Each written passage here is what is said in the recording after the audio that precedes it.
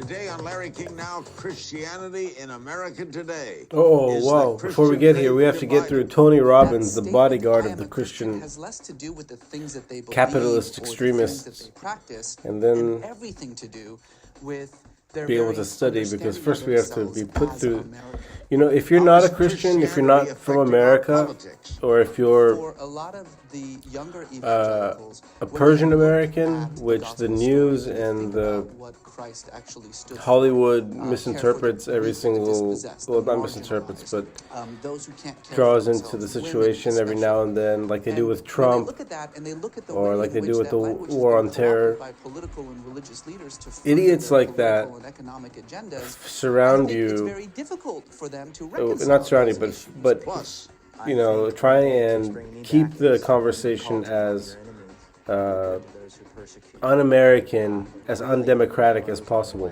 And this brings me to a conclusion that the state of America, the Christians need to stay in America on Larry King because the rest of the world has never accepted them, and they need to remember that's where their place is to stay in America. That's where their free country is.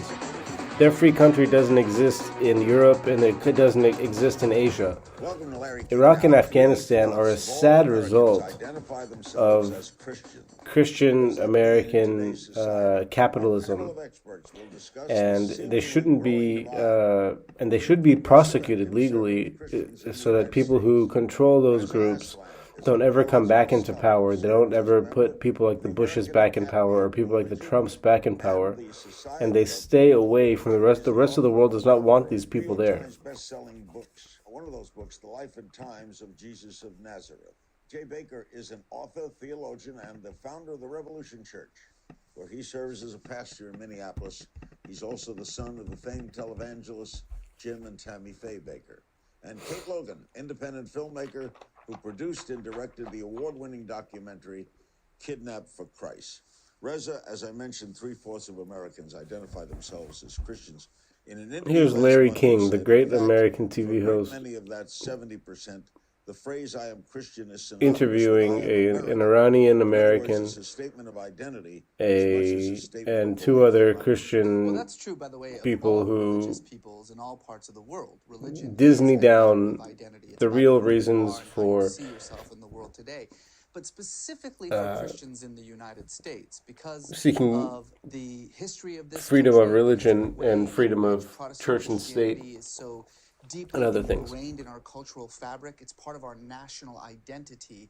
For a And these are really pro-Islamic revolution people who keep that's how the Bush section of the Christian church was being used, and the Clinton and Obama sections of the Christian church in America are being used. Those aren't being used to promote freedom and tolerance and equality between men and women. They're being used to promote Islamic Marxist values and not bring freedom to artists and free people who don't give a fuck about religion and don't give a fuck about the war on terror being, because they know it's a fucking illegal war and they know it's a fucking bullshit war, which stops short of addressing the extremism in America and the lies basically the fact that 9/11 was created by the Christian fundamentalist extremists in America and not by radical Islamic terrorists. Can you be a progressive Christian? I think And you lived 20 years in the war that you haven't heard any of these filmmakers, any Christian Americans come out in churches or anything and denounce the war and terror and denounce the reality of it and denounce the 9/11 attacks as false until Trump came along. But is Trump doing that, or is he wasting his time trying to talk about stupid bullshit all day long regarding race and black and white and like the hate between black and white people? The Bush years, that there was a deliberate attempt to co-opt the evangelical Protestant community in the United States as a single voting bloc, and to use these divisive social issues like gay marriage, things like that, abortion, in order to get them to vote almost as a single unit for Republicans, and it backfired tremendously. It got Bush elected twice, but it really created, I think, a bad taste in the mouth of particularly young Christians in the United States, who felt as though they were simply being used to further values that had almost nothing to do with Christianity. If I took a step back, Jay, as an objective person and just looked at it, wouldn't Christ be a socialist? Yeah. Obviously. Yeah, Wouldn't he? I believe. I hope not, Larry. I hope Christ wouldn't be a socialist. I hope he wouldn't ever. I hope he wouldn't be a socialist, because socialists. Well, how could you be right-wing Republican and support They ban families. basically socialistic? Yeah, I mean, it's just traditional American Christianity that started probably, 200 years ago. People started taking the Bible more literally. They started just co-opting ideas. I mean, they're people who are trying to be successful, and they lead by fear, and they're bad leaders. So bad leaders have to make people afraid, and they say, we will protect you from these bad people and these people. And but I think people are starting to realize. I mean, I remember George Bush Sr. called my dad and asked him to talk about it, give him his approval, which is illegal actually to do. But I mean, they would court my father, back in All the 80s. quoted Billy Graham. Yeah, and my dad was just like, I can't do this. I'm not going to get involved.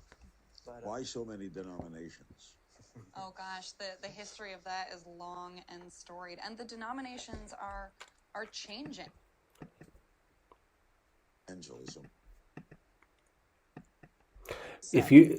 Basically, if you believe in Bush Christianity America, you believe in keeping the Ayatollahs in power. That's the only, that's the one thing that people have to learn, which they don't understand, because the Americans and the news media and the socialists in the film industry create and the Indian and the Indian Americans that work with the Indian government, the Iranian government, they work together, and they have a huge part in George Bush's scheme and his scam, and that's what I call it. And him and Obama and Clinton, they have a scam that Donald Trump exposed, which is called Islamo-Marxist fascism, which is called ISIS, which is called Al-Qaeda. Those are two things that Iranians did not have, and they would not support when overthrowing this regime. That's Islamic. That is the Islamic Republic of Iran.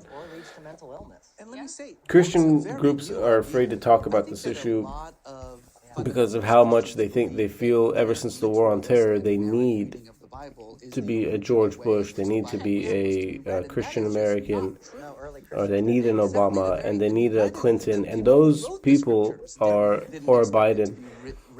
Those people are bought and sold by the Chinese, Iranian, Indian political scheme. And for many Iranian Americans, they don't know that, so they say, yeah, we support the war on terror, we hate the terrorism, we hate all this stuff. But honestly, what you're supporting, you have to realize what you're supporting is a silence, being silent and saying, you know what, maybe the scheme was just for us to think that Osama bin Laden was the guy who created this war on terror, and it was from Afghanistan, and it wasn't from Saudi Arabia, or it wasn't from Pakistan, or it wasn't from Germany, or not Germany, it wasn't from Israel, and it wasn't a plan to stop the Iranians from ever freeing their country and getting rid of this money funneling however you want to describe it. I mean, it's a really it is a terrorist it's a fascist state with laws that the extremist Christians in America can only dream of having in America. They can only dream of having an extremist Christian society where black people are slaves again, and they treat people like the Islamic Republic of Iran treats the people in Iran, which is through morality police, which anyone who's not praying the way you want to pray, or anyone who's not dressing the way you want to dress, or talking in the language you want to speak, or making the or trying or talking in Hollywood or music or whatever it is, whatever rights they want to be free. If they use those rights and go against the state's rights, they can actually be they can have like their body parts taken off and chopped off, and they can go to be sentenced to have stuff like that happening to them after they go to prison. And it just doesn't even happen. You don't see people trying to make shows when it comes TV shows or music or movies, or have political debates about anything other than a very, very already set in place enslaved fascist form of identity, which is that you have no identity other than to be under the state of religion and an extremist view of religion. And you have no other choice but to accept that America is a bad place and George Bush is a bad person. And I mean, just like the Americans who accept the war on terror have no right to accept anything other than Osama bin Laden being a bad person and that all Muslims are bad people. So that's the kind of lie, in my opinion, because I think Osama bin Laden didn't even conduct the 9/11 attacks. I think it was just an inside job. And they found a guy who had already they had already said that, they found a guy that had talked a little bit about Palestinians and freedoms for Palestinian people, and they used him as the poster child of the war on terror, because he already existed as a human being who had spoken out against things like that. In reality, he was some guy in Afghanistan who had fought against the Russians with American guns, American weapons, and American training, and he had fought against the Soviets so that he could, so that after the war he could build schools in Afghanistan, which the U.S. never did. The Reagans and the Bushes pulled out of Afghanistan. The Rumsfelds pulled out of Afghanistan, and they left Afghanistan in a situation of poverty. The Clintons actually did that too, and they sold the country to the Islamic extremists like the Taliban and the other groups who treat women, as you see, they treat women in a abhorrent fashion, and they treat women as not as you see. We haven't seen anything. We never saw Afghanistan before. Well, we do see. I mean, there's a huge difference in Afghanistan in the 1940s and the 1950s than there is with Afghanistan in the 1980s or the 1990s or today. Maybe you should travel to Afghanistan today and see how the country is run, but it's not a place where women come first, and there's still a lot of human rights violations, as there is in Iran, and also as there is in the rights for artists all around the world who talk about China or talk about Iran when it comes to those kind of artists who want change in those countries. Those artists are blacklisted by people like the Clintons and people like the Bushes and Hollywood and the Obamas, and they ignore them, and they give prizes to the filmmakers from the regimes of the Islamic Republic of Iran or the regimes of China and India, where they have it's a system set in place where you won't find a difference in any of their movies, and you'll find extremism accepted, that those countries live that way, and they say that's what the people want. All you have to do is Google Iranian protesters, and you can see that's not what the people want. And it looks now as though that won't stop. The people won't stop this time freeing their country from this insanity, which is Ayatollah's laws about women covering up their heads and doing what they want, and taking their rights away from them, and taking their pets away from them, and taking their freedoms away. It looks like Iranians, men and women, both are standing together to free themselves from this absolutely disgusting behavior, which is to force women and men into thinking about themselves as slaves to Islam and slaves to a hijacked form of Islam, which is to tell people how to dress and behave, and force them into jail and torture if they break simple dress codes, if they break dress codes. People like Kamala Harris, people like Joe Biden, people like Barack Obama are not supporting these people. They should be in jail right now because they plan on not supporting these people, and I think that they're planning to wait for.